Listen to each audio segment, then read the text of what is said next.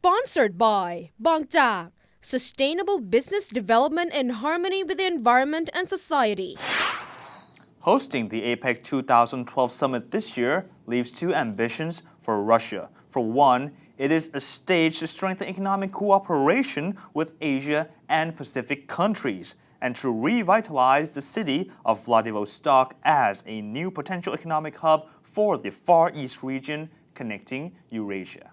In an exclusive interview with His Excellency Alexander Maryasov, the Russian ambassador to Thailand, he made it clear that the Asian-Pacific region has become a driving force of the modern economy due to the ongoing economic crisis in the Western sphere. Although Russia is not a newcomer to the Asia-Pacific region, the Look East strategy is believed to be the impetus to develop economies of the Siberian and Far East regions.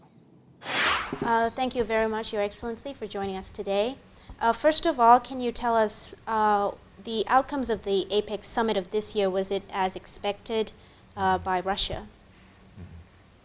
Yes, I would say that APEC summit meeting fully met our expectations. We are very much satisfied with the atmosphere, constructive atmosphere of discussing problems on the summit, and very much satisfied with joint interest in reaching the decisions useful for the whole region and for this organization, which was showed by the participants. It's very good for us that we managed not only to preserve continuity of APEC activities, but we also set new horizons and new goals for further activities of this organization.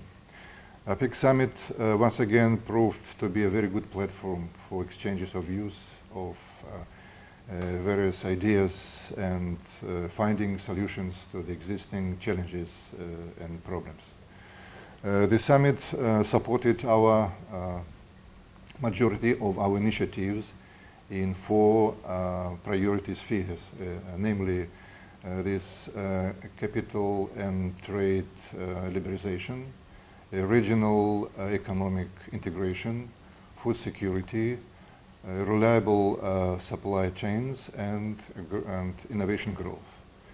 So in these four areas, many our initiatives were adopted, and they were reflected in the final declaration of the summit. For example, in the field of trade and economic liberalization, the emphasis has been put on stimulating in additional investments in high-tech sectors, establishment under the auspices of APEC of special mechanism to settle investment disputes and bottlenecks, improvement of statistics in international trade and services. And it's also important that it was agreed that promotion green growth should not be used as an excuse to introduce protectionist measures, which is very important to put off barriers for trade and for trade relations. It was also decided to cut tariffs on goods related to environment by 5% by the year 2015. APEC leaders also supported the idea of deepening regional economic integration and agreed on necessity to ensure transparency of the free trade agreements. You know that we are paying much attention to this idea of signing free trade agreements with the countries of this region. Mm-hmm. Now we are studying the possibility of signing such free trade agreement with Vietnam. Also, we are considering the possibility of signing such agreements between New Zealand and customs union consisting of Russia, Belarus, and Kazakhstan.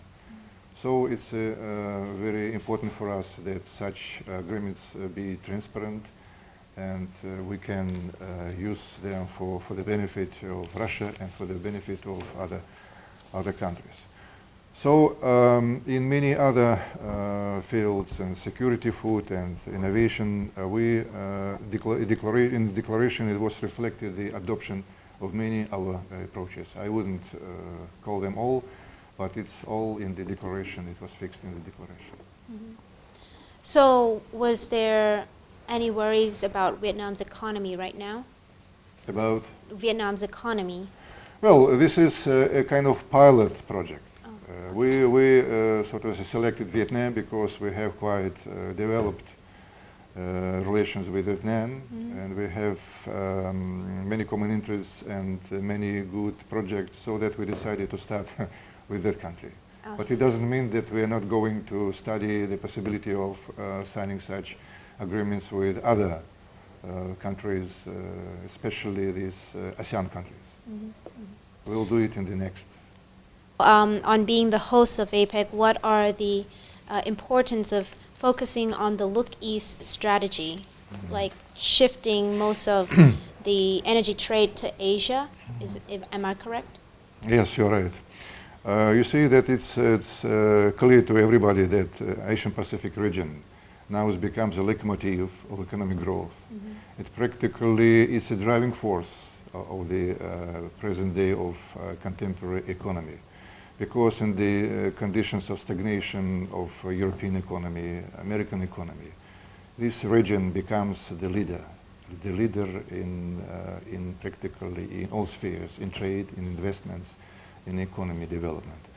So that's why we are looking to strengthen our cooperation with Asian Pacific countries, and APEC is a very instrumental tool to do that.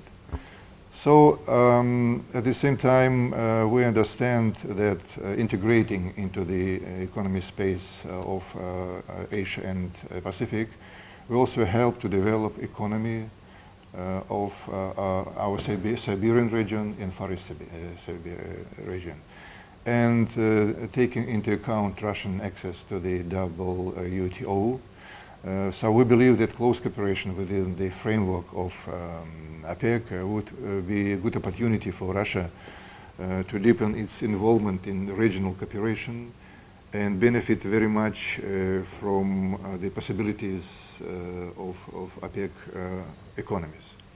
So we believe that it will be a good impetus to modernization of Russian Far East and Siberia region. And also I should say that this region can also benefit from cooperation with Russia, because Russia has a very big natural resources, oil, gas, and it is a very good connective, very good, so to say, genuine transportation bridge between Europe and Asia and Pacific. For example, we have such logistics and transport corridors like Trans-Siberian and Baikal-Amur railways, and also North Sea route, which can compete very effectively with the traditional corridors such as Strait of Malacca and Strait of Suez.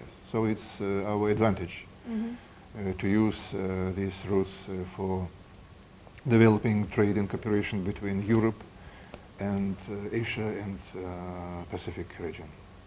But these plans are still in the initiating process. Is that right?